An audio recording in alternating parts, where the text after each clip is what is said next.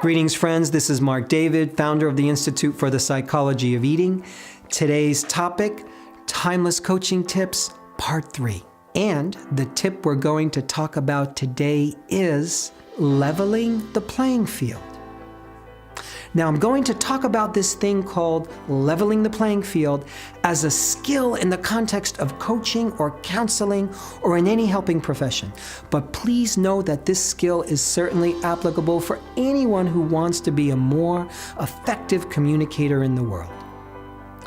Leveling the playing field means this.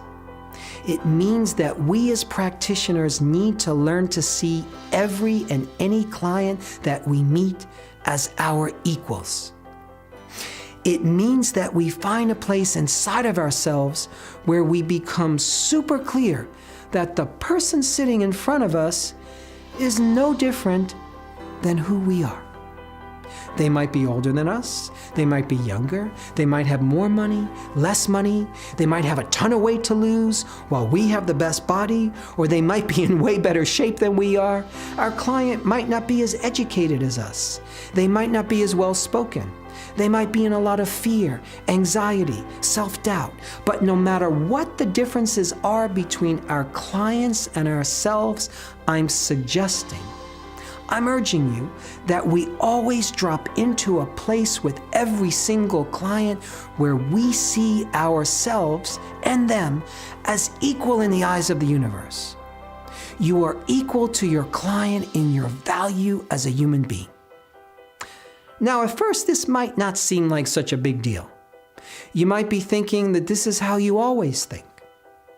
But chances are, if you're a human and you're alive on planet Earth, there are certain places where we tend to feel a little better than other people, maybe smarter than them, maybe that we have our act together just a little more in certain areas.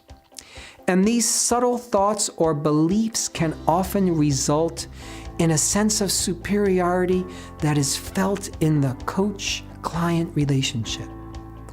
And it's this false sense of superiority that makes us think that we could look at the person sitting in front of us not so much as a person, but as a thing that we're supposed to fix. Now, of course, I want you to be able to be successful with your clients. Of course, I want you to help them. I want your clients to find happiness. But what I'm suggesting here is that if you don't level the playing field, you make your job way more difficult. Even if your client is a young person who doesn't have any of the years of worldly experience or the education that you have, I'm still saying that you have to level the playing field and see that client as equal. You're simply further along the road than they are.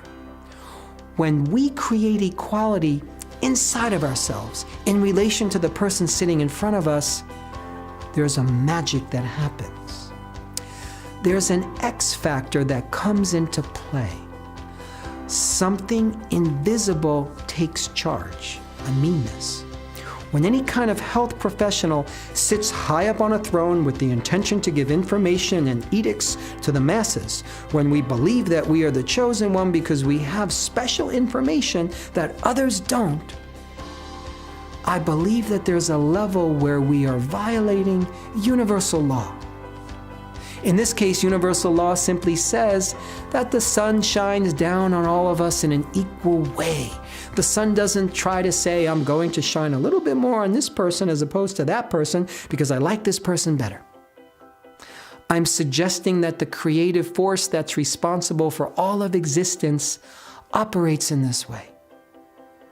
I'm suggesting that when we do the internal alchemy, the internal moving around of our ego furniture to find the place where equality exists between me and any human, between me and my client, then we create a special moment. We've tapped into a magic. We've accessed a hidden code. We've set in motion something favorable for ourselves and for our clients.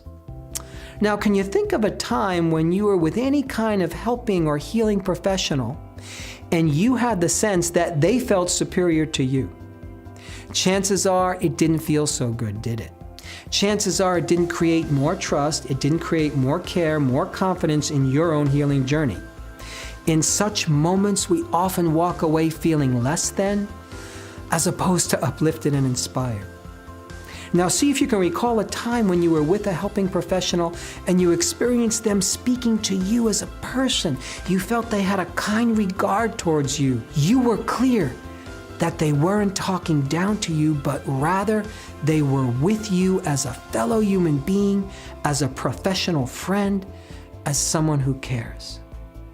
Didn't that make a huge difference? That's the kind of coach or counselor or professional that you can be if you so choose. So level the playing field.